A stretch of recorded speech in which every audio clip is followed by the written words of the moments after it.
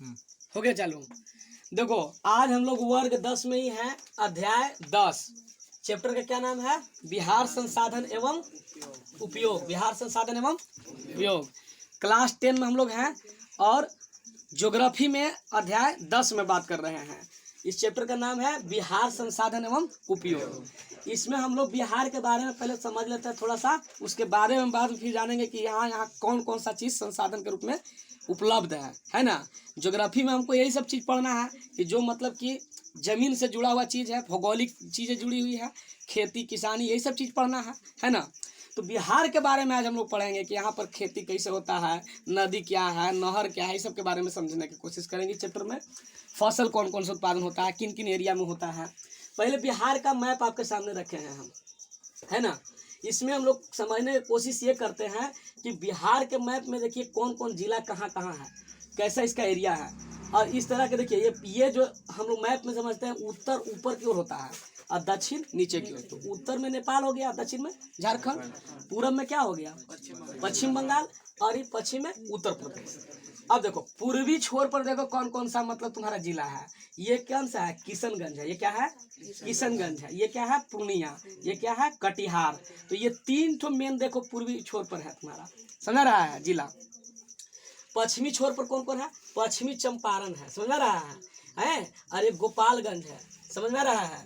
दिख नहीं रहा है लेकिन इसको कोशिश करो समझने के लिए। सिवान है ना। ये बक्सर है, ये भभुआ है। आ रहा है बात समझ में? अब यहाँ देखो दक्षिणी छोर पर कौन कौन सा जिला है। तो यहाँ भभुआ, रोहतास, औरंगाबाद, गया, नवादा, जमुई, बांका, भागलपुर, है ना, ये आ जाता है। और ऊपर देखो कौन कौन है। पश्चिमी चंपारण, पूर्वी चंपारण, शिवहर, सीतामढ़ी, मधुबनी, सुपौल, अररिया, किशनगंज, ये ऊपर भी हो गया, समझ रहा? उत्तर की ओर। ये जानने से फायदा ही होगा कि कौन सा जिला कहाँ है, कैसे कैसे कहाँ से गुजरा। अभी बात होने वाला मैप पर, पूरा नदी के बारे में बात करेंगे, नहर कैसे कैसे निकला है, सब इसी पर मैप पर बात होने वाला है।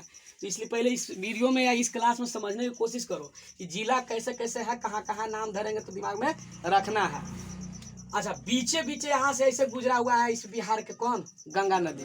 और ऊपर से बहुत से नदियाँ आई हैं जो नेपाल से मतलब कह सकते हैं कि हिमालय से आ रही है नदियाँ, और नीचे से दक्षिण से भी बहुत से नदियाँ आई हैं, है ना। इस तरह से हम बिहार के बारे में पहले पृष्ठभूमि समझ लेते हैं, उसके बाद इस चैप्टर में हम लोग प्रवेश करते हैं कि अब इसके बारे में देखते हैं कि क्या क्या चीज़ जानना है।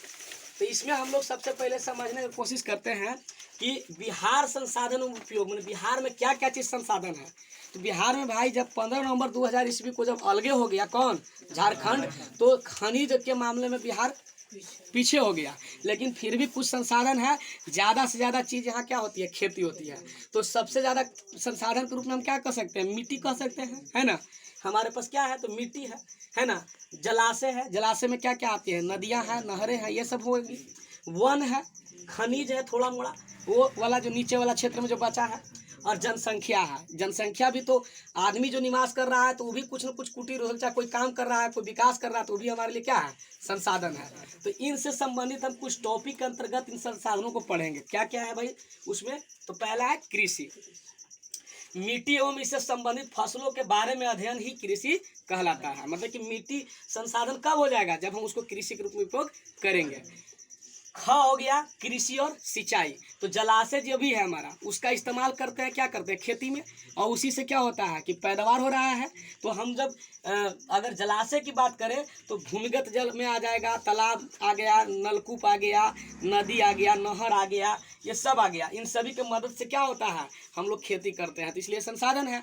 तो हम अभी बता रहे थे मैप में कि ऊपर से, तो ऊपर वाला देखो, उत्तर से आने वाला, दक्षिण से आने वाला नदी समझ लो। उत्तर से जो नदी आती है वो गंडक है, बूढ़ी गंडक है, बागमती है, कोसी है, कमला है, बलान है और महानंदा है, समझ रहा है। और दक्षिण से मतलब नीचे से जो नदी ऐसे दिखा रहे थे मैप में, है ना, तो वो कौन कौन है? सोन है, फल्गु है, पुनपुन है, चानन है और चीर है, ये सब इसमें आ जाता है। ग में वन एवं वन्य प्राणी, मतलब कि वन का मतलब कोई चीज जो पेड़ पौधा है, और वन्य प्राणी का मतलब कोई चीज जो प्राकृतिक रूप से जीव जंतु जो रह रहे हैं जंगल में, उसको हम वन्य प्राणी कहते हैं। तो वो भी न के ही बराबर है, लेकिन कुछ न कुछ यहाँ संसाधन वो भी है। तो उसके अंतर्गत हम वन के बारे में समझते हैं। घ है, यहाँ दिखाओ, वन और ऊर्जा, सॉरी खनिज और ऊर्जा। चूँकि खनिज का अभी हम बात करें कि पठार में खनिज पाया जाता है, लेकिन यहाँ पठार की कमी है, क्योंकि छोटा नागपुर के पठार जब अलग हुआ कौन, झारखंड, तो वहाँ चला गया, कुछ हिस्सा खाली बचा है कैमूर वाला, जो नीचे दिखा रहे थे औरंगाबाद वाला, रोहतास वाला, जमुई, बांका है ना, भागलपुर, ये एरिया वाला जो आप देख रहे थे, उसमें थोड़ा थोड़ा मतलब कि चीज़ें पाई गई है। जमुई में अभी सोना के बारे में जिक्र हुआ है बिहार में। तो ये सब खनिज और ऊर्जा भी हम कह सकते हैं कि अपने यहाँ एक संसाधन है। फिर है जनसंख्या, तो अभी बतेबे की है कि चूँकि ये जमीन जो है यहाँ से कैसी है, मैदानी है, जलोढ़ मिट्टी का उपलब्धता है, इसी कारण क्या है यहाँ ज़्यादा लोग निवास करते हैं और वो कुछ न कुछ काम भी करते हैं, जैसे उद्योग धंधा, परिवहन, संचार, व्यापार आदि का प्रगति करते हैं। इसीलिए जनसंख्या भी क्या है, एक संसाधन है ना। अब हम यहाँ मेन अब शुरू करेंगे कृषि से। कृषि में क्या है, कैसा स्वरूप है, कृषि में कौन कौन सी फसल लगाई जाती है बिहार में, और फसलों में भी बहुत सा उदाहरण समझेंगे, है ना, कि वो कहाँ लगाया जाता है। तो कृषि का स्वरूप, बिहार कृषि प्रधान राज्य है। यहाँ 3/4 भाग पर कृषि कार्य होता है। बिहार का भौगोलिक क्षेत्रफल कितना है, 94.16 लाख हेक्टेयर, जिसमें 49.20 लाख हेक्टेयर वर्तमान में, है ना, सिंचाई उचाई का व्यवस्था इसमें हो गया है, नहर के माध्यम से सिंचित है। उपजाऊ मिट्टी, साधारण वर्षा और सिंचाई के साधन सुलभ होने तथा ऋतुओं के अनुसार यहाँ 4 प्रकार की फसल लगाई जाती है। भदई फसल, अगहनी फसल और रबी फसल और गर्मा फसल। समझ में आ रहा है। भदई फसल का मतलब भादों में, माने मई जून में लगाना है और अगस्त सितंबर में काटना है। उदाहरण भादों के धान, भदोई धान, ज्वार, बाजरा, मकई, जूट, सब्जी, ठीक है, ये फसल बहुत जल्दी होता है। अगहनी फसल में अगहन में होता है, जैसे कि मध्य जून से अगस्त तक बोया जाता है या रोपा जाता है, और नवंबर दिसंबर इसको क्या कर देता है, काट लिया जाता है। इसका उदाहरण है अगहनी धान, ज्वार, बाजरा, अरहर और गन्ना। अधिकतर भूमि पर बिहार में अगहनी फसल ये लगाई जाती है। रबी फसल समझ रहा है, दलहन मतलब जैसे कि चना, मटर, मसूर, है ना, अरहर, तीसी, है ना, सरसों, ये सब आ जाता है इसमें। तो इसको अक्टूबर नवंबर में बोया जाता है। अभी के समय में बुआ रहा है, ठंडा के समय में, अब काटा जाएगा गर्मी के शुरुआत में। गेहूं से बता दिए उदाहरण, ठीक है। और मोकामा और बड़हिया का ताल जो है क्षेत्र दलहन के लिए देश भर में प्रसिद्ध है। गर्मा फसल में समझ ही रहा है, जो गर्मी के दिनों में उगाई जाती है, जहाँ सिंचाई की सुविधा होगा वो एरिया में, या नमी रहता है निम्न जगह पर मिट्टी वाला में, तो वहाँ गर्मा धान भी लगाते हैं और सब्जी लगाते हैं, अब खीरा, ककड़ी सब लगाते हैं। समझ रहा है।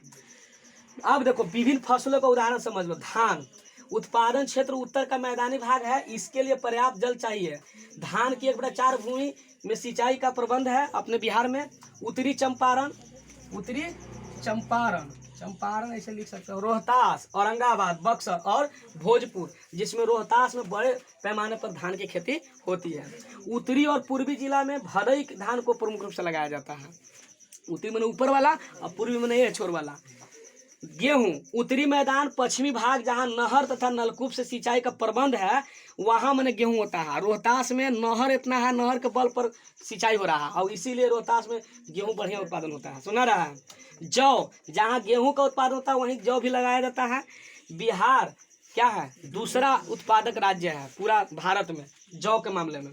मकई तो गंगा, गंडक आदि क्षेत्रों में पठारी, है ना, भाग ढालू भूमि जिसको बारी कहते हैं के एरिया में, जैसे खगड़िया, समस्तीपुर, बेगूसराय आदि में उत्पादन होता है। नीचे से नजदीक से दिखाओ। मोटे अनाज ज्वार, बाजरा, मड़ुआ, मिलेट आदि मधुबनी, किशनगंज आदि में उत्पादन होता है। समझ में आ रहा है। बाकी के कुछ और उदाहरण हम समझने की कोशिश करेंगे। रोक दो। देखिए 5 वहाँ तक हो गया था। छठा है दलहन। यह सभी जगह होता है। गंगा के दक्षिण इलाका, पटना, औरंगाबाद, कैमूर आदि अग्रणी जिला है। ठीक है। दलहन में समझ रहा है सब कुछ, मटर मसूरी सब। तेलहन में समझ ही रहा, तीसी उसी है, सरसों हो गया, सूरजमुखी हो गया, सब जगह लगभग इसको उगाया जाता है। चंपारण, बेगूसराय, पूर्णिया और सहरसा इसमें आगे है। फिर है गन्ना। तो गन्ना में उत्तरी मैदान के पश्चिमी भाग, मतलब पीछे वाला। तो बिहार का अभी मैप दिखाए थे, उसमें सबसे पश्चिम वाला कौन कौन आ रहा था? पश्चिम चंपारण आ रहा था, गोपालगंज देखा था, है ना, पूर्वी चंपारण भी था। तो इसीलिए जिला का नाम बताए थे कि देख लो मैप में। तो ये क्षेत्र में क्या है, गन्ना का उत्पादन ज़्यादा होता है। क्यों? क्योंकि वहाँ पर सोमेश्वर के पहाड़ी से जो नदी आती है ना, गंडक उंडक, वो बहुत ढाल पर आती है, पानी लाती है, सुना रहा है। तो पानी वाला क्षेत्र में सिंचाई जहाँ ये है वहाँ गन्ना होता है। हाँ, जूट है पश्चिम बंगाल के सटे हुए जिला में उत्पादन होता है सबसे ज़्यादा जूट में। पश्चिम बंगाल का मतलब कि पूर्वी छोर जो बिहार के बताए थे उसमें कौन कौन बताए थे, किशनगंज, पूर्णिया और कटिहार। समझ में आ रहा है। समस्तीपुर सब में भी होता है, लेकिन ज़्यादा जो मेन सटल है कौन, पश्चिम बंगाल से, वहाँ पर होता है कोची जूट। समझ रहा है। और तंबाकू गंगा के दियारा, समस्तीपुर, वैशाली, दरभंगा, पटना, भागलपुर, मुंगेर, मुजफ्फरपुर, इन सभी जगह पर तंबाकू होता है। बिहार भारत भर में छठा उत्पादक राज्य है किसके मामले में, तंबाकू के मामले में। सब्जियां, फल और मसाला ये हर जगह होता है। सब्जी में आम, अमरूद ये सब हो गया, केला उला, नाशपाती उशपाती है ना। और आपका नाशपाती तो नहीं मान के चलो। और मसाला में वही अदरक और का चीज, मिर्चाई उचाई, हल्दी उल्दी, यही सब हर जगह है ना। जीरा मरीच सब ना, जीरा हल्का फुल्का, मिर्च विर्च ना। समझ रहा है। तो इस तरह से हमने आज तो देखा फसल के उत्पादन के बारे में देखा। नेक्स्ट क्लास में और हम इससे आगे की ओर बारे में बात करने वाले हैं। ठीक है।